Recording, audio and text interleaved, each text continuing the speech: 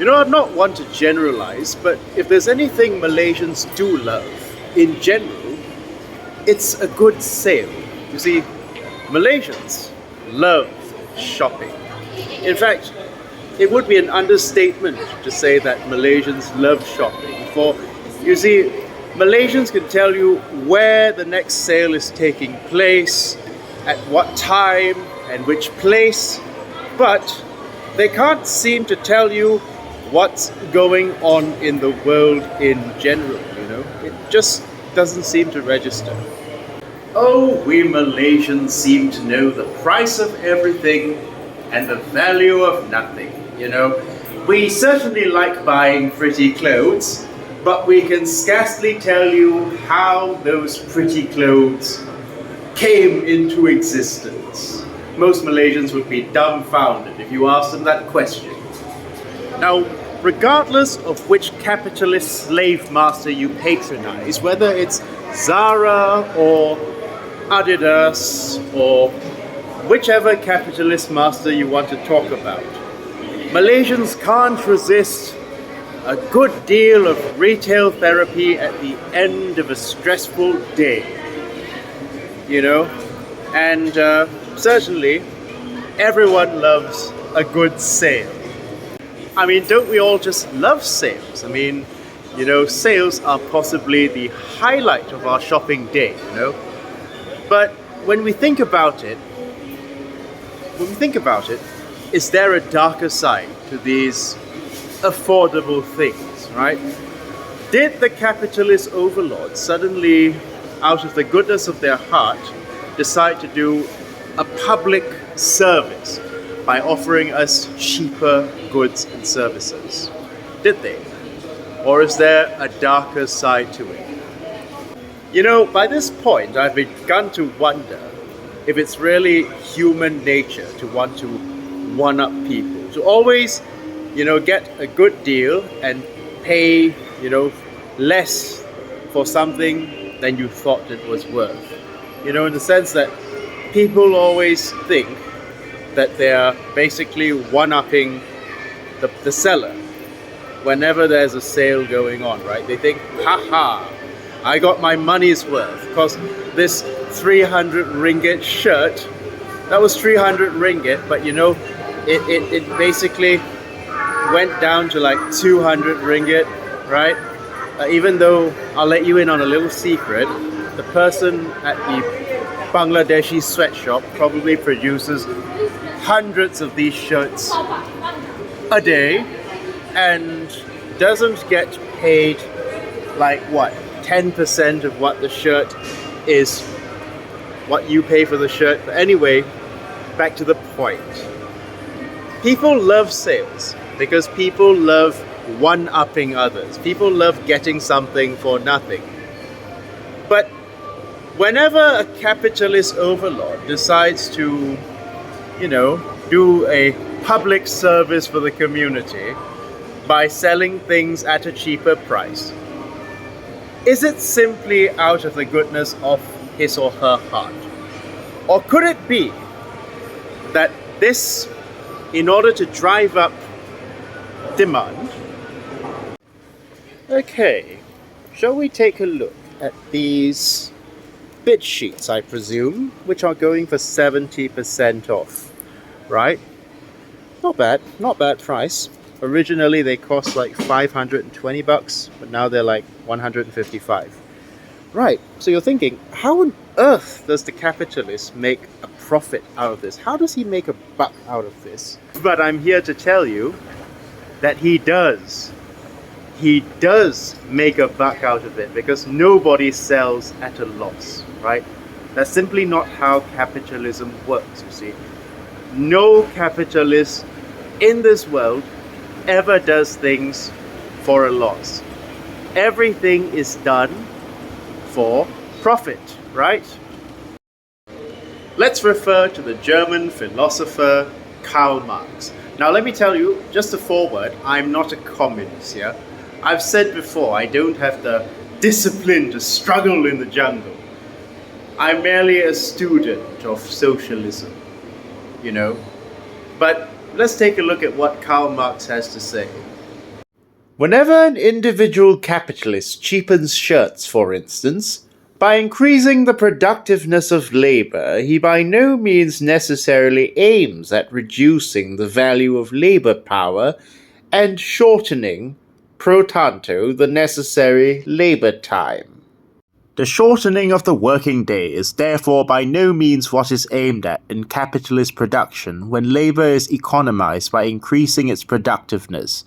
It is only the shortening of the labor time necessary for the production of a definite quantity of commodities that is aimed at. So basically what Marx is saying here is that, yes, even if the sweatshop workers are excellent workers and they can produce, they can fill in their quotas of the day, and they can do it within the day, a shorter period than the designated work hours. The boss is not going to cut the number of work hours. He's just going to work them even harder. That's all. And he's going to give you, the consumer, a discount if there's a surplus, you see? So let's assume that the price of the good did not drop because of low demand. Let's assume that demand remains constant and yet the price drops, say for Christmas season, because as you know, it's late October, it's mid-October actually, and Christmas is coming, right? So, prices of goods, sales, it's actually basically sales season. On the upcoming few weeks to Christmas, it's sales season.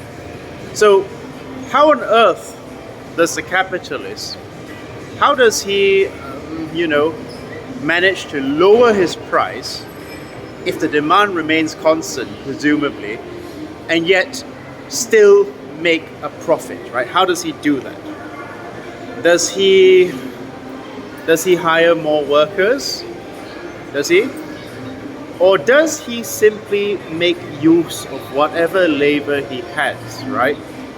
And, basically without increasing the pay of his labor, increases the workload in order to meet the demand for these sales. Right, so if let's say your quota was maybe 100 shirts a day or 100 bed sheets a day, you now have to produce like 200 bed sheets a day in order to meet the quota. And if you can't do that, well, then you're fired. You get fired and you're basically replaced by someone else willing to do the job, you see. So the very purpose, you see, of sweatshops, of factories in third world countries to produce these goods, these things are not an accident, you see. Sweatshops in the global south are not a sign that the global south is failing. It is a sign that the global south is being exploited. Take Zara, for example. Now, let's take a look at the prices of these goods. It costs about $130 for a shirt, right? So, you don't mean to tell me that it costs a total of anywhere near $130 to make that Zara shirt, right? You don't mean to tell me that. You see, sweatshops where people are paid a pittance and overworked, they're not an accident. They did not come around out of the goodness of the developed countries' hearts. They did not result as a result of the country in question whose, the source of the sweatshops. It did not result from the country's poor culture or values. Rather, they are not an accident, but a deliberate trait, a deliberate fixture of the system. Because in order to continually supply the people of the global north or people from more developed countries with affordable goods, someone has got to pay the price, right? You enjoy cheaper things. You enjoy the luxury of lower prices. You enjoy the luxury of affordable things, or sales, if you will, at the expense of people from third world countries. It is on their backs that you acquire these goods at a cheaper price, right? And even though you might not be complicit in this, the fact that you are supporting these rapacious establishments without speaking out against them, without demanding that these establishments treat their workers like human beings, pay them a living wage at least, or better still, don't operate on the basis of exploitation. If you don't do that, if you are neutral and you quietly enjoy your sales and you quietly enjoy the luxury clothes that you buy, you are equally complicit. How do you think the proprietors of all these luxury brands like Adidas, Zara, and so on and so forth maintain and build their multi-billion-dollar empires? Do they do it by hard work? Do they sew and tailor the clothes themselves? Or do they do it on the backs of exploited third world labor, right? How do they produce all these pretty clothes that you see before you, and how are they able to produce them at such a low price and sell them at such an exorbitant price, right? Because, simply put, in a profit-driven world, it is always split between winners and losers, right? Somebody has to win, somebody has to succeed at someone else's expense. That is the whole purpose behind capitalism.